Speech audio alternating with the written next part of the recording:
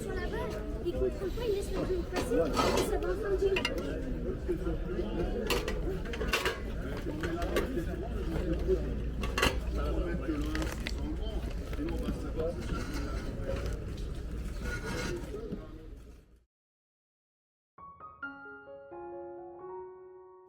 今回購入したのがこのメイと書かれたスズランのプレートです。5月のプレートですね。これは1月から12月までのシリーズになっていまして、それぞれの月にそれぞれのお花が描かれています。先月の樹種のノミの市では12月のプレートと、カップ&ソーサーのトリオを見かけました。数年前に樹種のノミの市で全く同じプレートを購入しました。左側が樹種で購入したもの、右側が今回購入したものになります。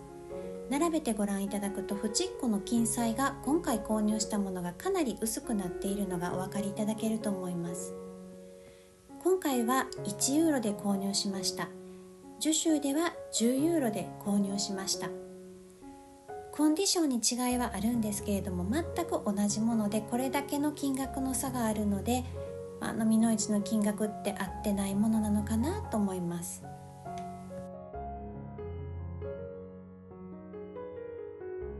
この2つのアイテムを見つけました。こっちが石鹸入れ、こっちが歯ブラシトレイになります。このまま石鹸置きとして使ってもいいんですけれども、ここに仕切りがあるので、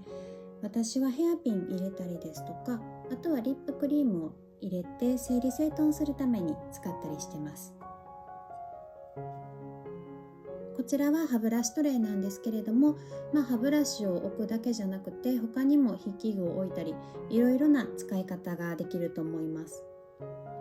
お披露目はしてなかったと思うんですけれども、ステンシルで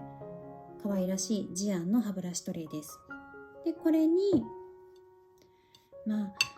ご覧いただいたらお分かりかなと思うんですが、私今完全にですねインク沼にはまっておりまして、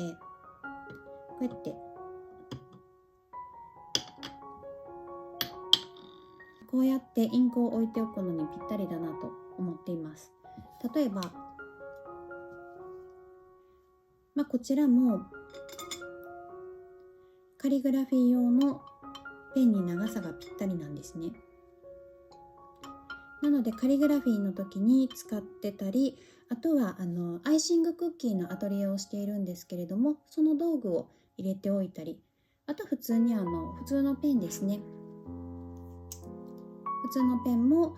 作業してる時はこうやって置いておいたりすると、ちょっと気分が上がっていいかなと思います。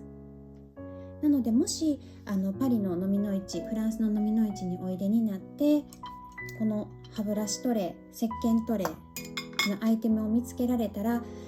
でも歯ブラシとかこんなん置けへんしとか、石鹸も固形石鹸あんまり使えへんしなって思わはった時にでも、ご予算に合うお値段で大好きなシリーズとか大好きな模様、お気に入りの釜のものが出ていたら、お持ち帰りされるのもいいかなと、個人的には割とおすすめのアイテムではあります。